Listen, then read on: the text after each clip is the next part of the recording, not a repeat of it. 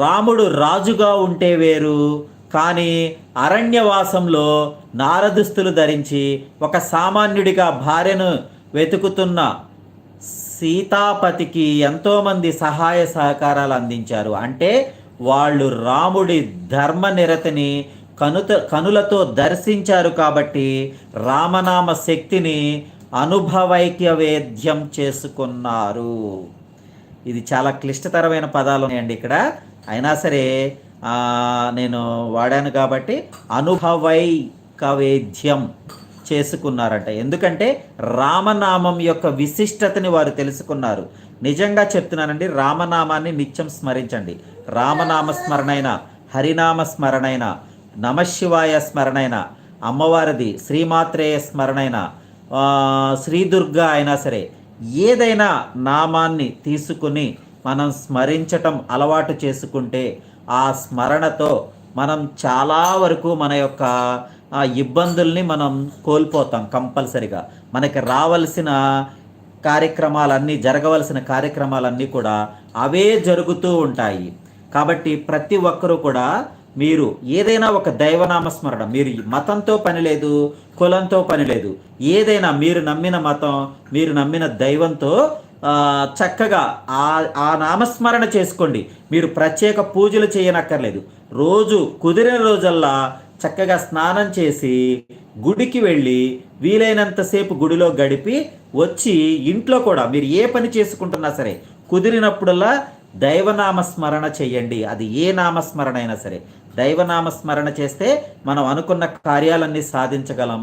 మనం అనుకున్నవి లేటు జరగొచ్చేమో కానీ ఒకనాటికి కంపల్సరిగా జరుగుతాయి. కాబట్టి ప్రతి ఒక్కరూ కూడా నామస్మరణ చెయ్యండి. నేను అనుభవించి చెప్తున్నా. నా నోట్లో నిత్యం ఓం నమ శివాయ నామస్మరణ ఉంటుంది. నేను దారిలో డ్రైవింగ్లో వెళుతూ కూడా నామస్మరణే చేస్తా. గుర్తు అంటే వేరే ఏదైనా ఆలోచనలో ఉంటే లేదు, కానీ నిత్యం నేను నామస్మరణ మాత్రమే చేస్తా. ఓం నమ శివాయ, ఓం నమ శివాయ, ఓం నమ శివాయ. ఎస్ ట్రూ అండి, కంపల్సరీ. అది నమ్మి చేస్తే 100% జరుగుతుంది. నేనైతే నమ్మాను. నాకైతే ఏ రోజు అన్యాయం అయితే జరగల. న్యాయం జరిగిందా లేదనే తర్వాత సంగతి, కానీ అన్యాయం అయితే భగవంతుడు నాకైతే చేయలా. నడిపిస్తున్నాడు చాలు. నా నావ నడుస్తూ ఉంది చాలు. అంతకు మించి నేనేం కోరుకోవట్లా.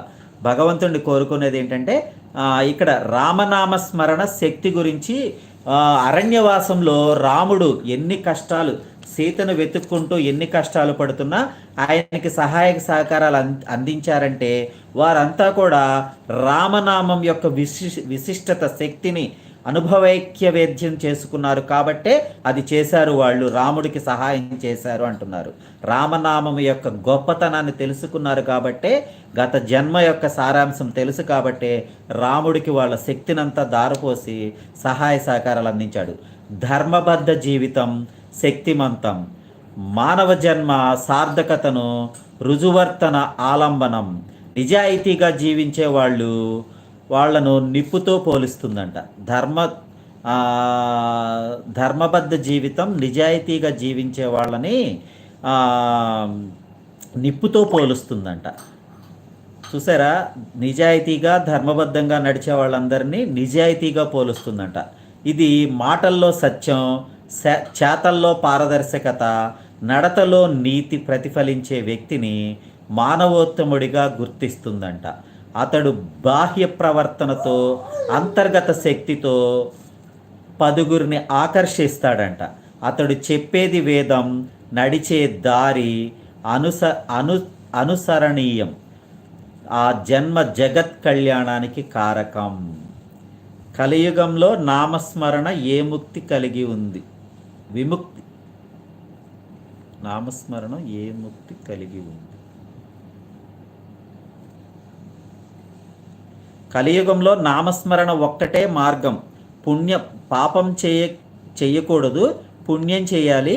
పాపం చేయకుండా ఉండటమే పుణ్యం. కలియుగంలో చేయవలసింది అది ఒక్కటే. ఏ ముక్తి కలిగి ఉంది? నామస్మరణ విముక్తి కలిగి ఉందా?